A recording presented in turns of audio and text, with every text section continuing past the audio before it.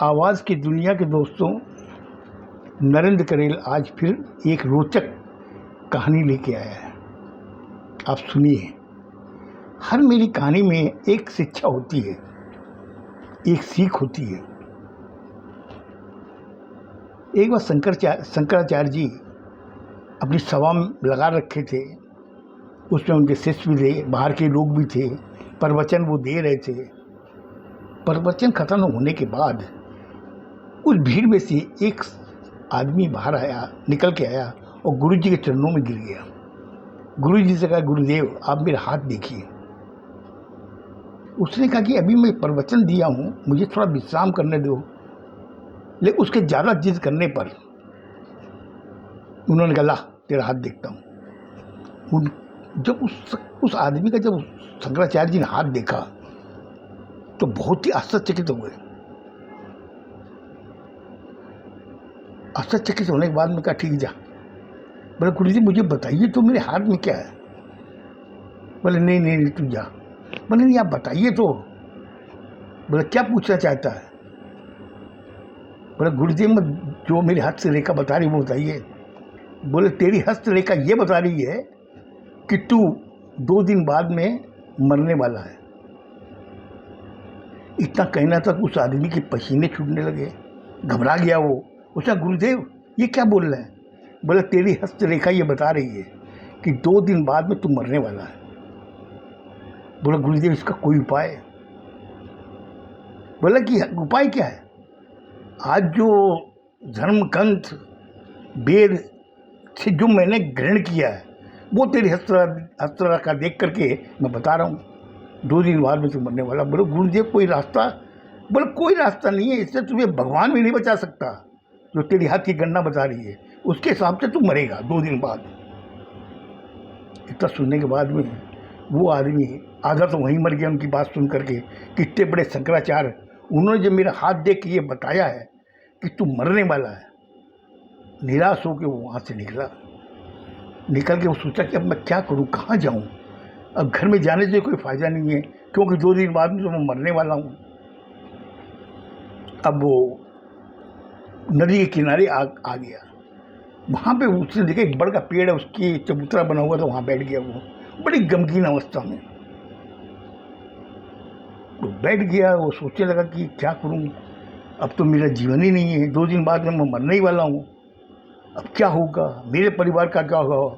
मेरे 2 बच्चे हैं, एक लड़का एक लड़की, मेरी स्त्री है, उनका पालन पोषण कौन करेगा। ये सोच उसकी गमगीन अवस्था में बैठा हुआ था। उधर से एक साधु निकला। उसने जो देखा उस आदमी को, तो साधु ने कहा कि उसके पास गया, जाके बोला, क्या बात है, बस क्यों तुम इतना परेशान हो। बोले, महाराज जी आप जाओ, मैं बहुत परेशान हूँ। बोले, फिर भी कुछ होगा, कुछ तो तेरे दिमाग में है जो इतना गमगीन हो रखा है। बोले, गुरुदेव बात ये है कि बस शंकराचार्य जो है ना, हिंदुस्तान के सबसे बड़े पंडित, उन्होंने कहा कि 2 दिन बाद में तू मरेगा। और मेरी हस्तरेखा देख के बताया उन्होंने। बोले, देखूँ तेरी हाथ की रेखा। हाथ की रेखा देखी, देखने के बाद में कहा कि भाई वाकई 2 दिन बाद में तू मरने वाला है। बोले, इसीलिए मैं बहुत परेशान हूँ। मेरे घर में मेरे 2 बच्चे हैं, मेरी वाइफ है। मैं सोचा मेरे बाद में उनका पालन पोषण कौन करेगा, कौन उनकी देखभाल करेगा, उसको लेकर मैं बहुत परेशान हूँ। तो साधु ने उसको गौर से देखा, देख के कहा, वो एक काम कर, चल मेरे साथ में। बोला, कहाँ जाऊँ, क्यों परेशान कर रहा है। बोले, तू चल तो मेरे साथ में। उसको लेके जंगल आ गया।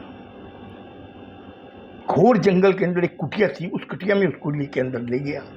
ले जाके वहाँ बोला कि देख, ये जो फोटो है ना, और इस फोटो के आगे आसन है, इस आसन पे तू बैठ जा। बोले, क्या होगा।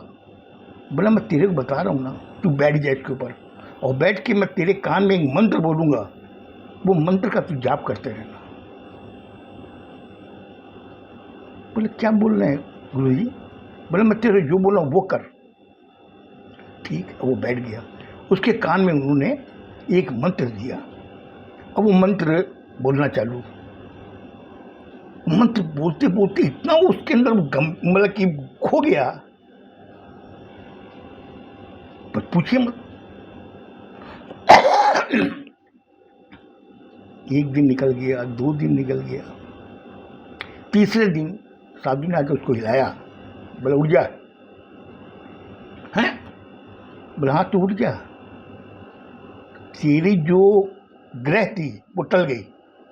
बोले क्या बोल रहे हैं, मैं जिंदा हूँ। बोले तू 3 दिन हो गए, 3 दिन से तो यहीं बैठा हुआ था और तेरी ग्रह टल गई है। अब तू जा आराम से अपने घर परिवार में रह और खुशी मना। इतना कहने के बाद में वो आदमी तुरंत भागा भागा आया अपने घर। आके उस घर वालों ने, उसकी बीवी ने पूछा, बच्चों ने पूछा पापा आप कहाँ थे।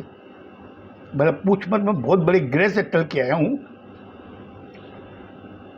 फिर उसने कहा कि रुको, मैं पहले बस शंकराचार्य जी के पास जाऊँगा। अब शंकराचार्य जी के पास में पहुँच गया। शंकराचार्य जी पूरी सभा लगा के बैठे हुए थे। जब वो शंकराचार्य जी के सामने गया, शंकराचार्य जी देखते उसको व्याकुल हो गए। बोले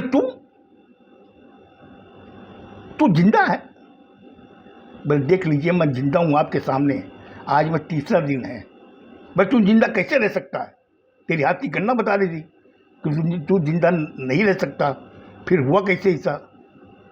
मैंने आज आपका टाइम लेने, इसका अंतिम भाग कल आपको बताऊंगा, सुनिएगा। मुझे कमेंट्स कीजिए, आपको ये रोचक कथा अच्छी लगी हो तो इसका अंतिम भाग कल सुनिएगा जरूर से। खुश रहो, स्वस्थ रहो, धन्यवाद।